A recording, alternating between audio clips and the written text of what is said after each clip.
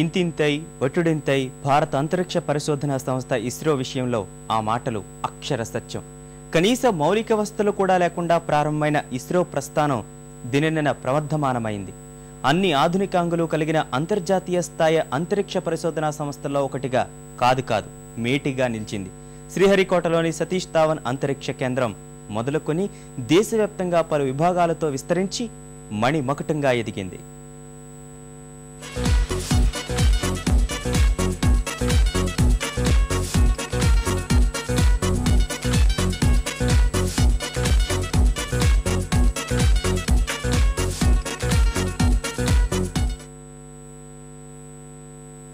భారత అంతరిక్ష పరిశోధనా సంస్థ ఇస్రో ప్రయాణం ముళ్లబాటతోనే ప్రారంభమయ్యింది.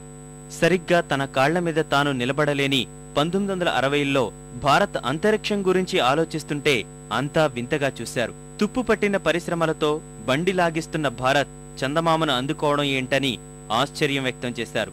కాని అవేవీ బుడిబుడి అడుగుల్ని అడ్డుకోలేకపోయాయి.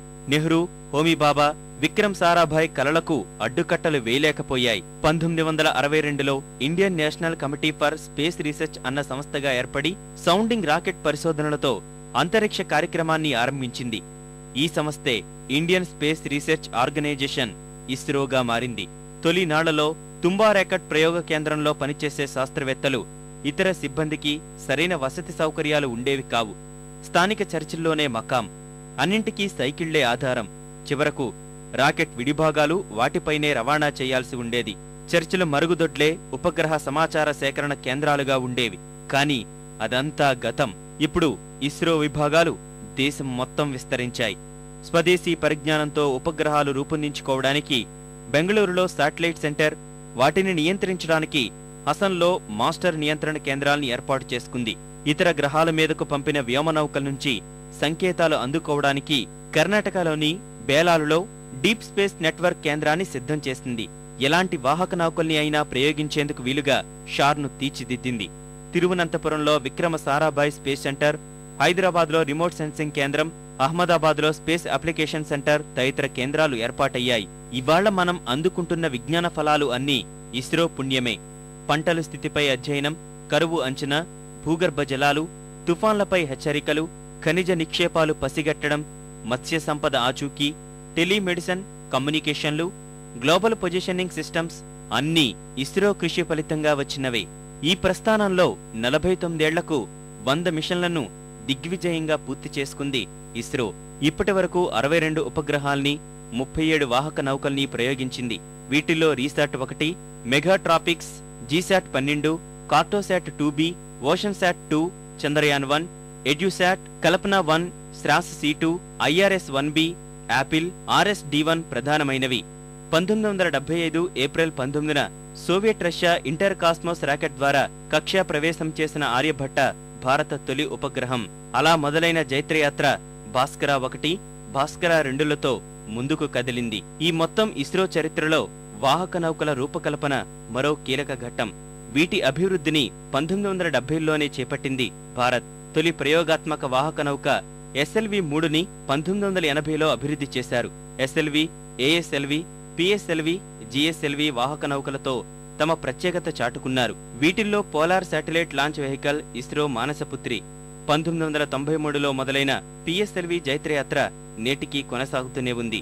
ఇస్రో ఇప్పటి వరకు 27 విదేశీ ఉపగ్రహాల్ని అంతరిక్షంలోకి పంపింది. తాజా విజయంలో ఆ సంఖ్య 28కి చేరింది. You all know this is the 100th space mission of India. Right from the days of Aryabhatta that was launched in 1975 to now, we have 62 Indian satellites,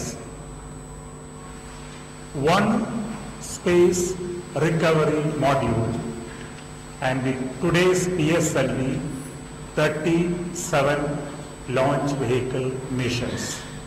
So this is a major milestone in that respect. అలా కొన్ని వైఫల్యాలు ఎదురైనా, నిపుణుల కొరత ఉన్నా ఖగోళ యాత్రకు వెనుకాడటం లేదు ఇస్రో. మొదట దేశీయ అవసరాలకే ప్రాధాన్యతనిచ్చిన ఇస్రో ప్రస్తుత పథకాలు అంతర్జాతీయ సవాళ్లకు ధీటుగా నిలుస్తున్నాయి.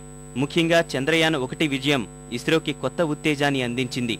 చంద్రయాన్ 2 అంగారకుడిపైకి మంగళయాన్ సూర్యుడి అధ్యయనం కోసం ఆదిత్య ప్రయోగాలకు తలమునకలుగా సన్నాహాలు చేసుకుంటోంది. ఇన్సాట్ 3D, సరళ్, ఆస్ట్రోసాట్, జీసాట్ 6 నుంచి 14 వరకు IRNSS-1 ఇస్రో ముందున్న తక్షణ ప్రయోగాలు. నిపుణత, తక్కువ ధరతో ప్రయోగాలతో అంతర్జాతీయ అంతరిక్ష మార్కెట్లో ఇస్రో దూసుకెళ్తోంది. నాసా లాంటి దిగ్గజాలతో ఎదురవుతున్న పోరులో క్రమంగా నెగ్గుకొస్తోంది. ఎదుగుతున్న అంతరిక్ష వ్యాపారంలో భారతదేశానికి అద్వితీయమైన అవకాశాలున్నాయి. శాటిలైట్ లాంచింగ్, స్పేస్ టూరిజం వంటి రంగాల్లో ఇస్రోకు తిరుగులేదు. ఓ విధంగా తక్కువ ధరకే సేవలు దాన్ని గట్టి పోటీదారుగా నిలబెడుతోంది. అదే విజయాలు స్థిరంగా కొనసాగితే అగ్రదేశాలను తోసిరాజని అంతరిక్ష రంగంలో ఇస్రో రారాజుగా అవతరించడం పెద్ద కష్టమేమీ కాదు.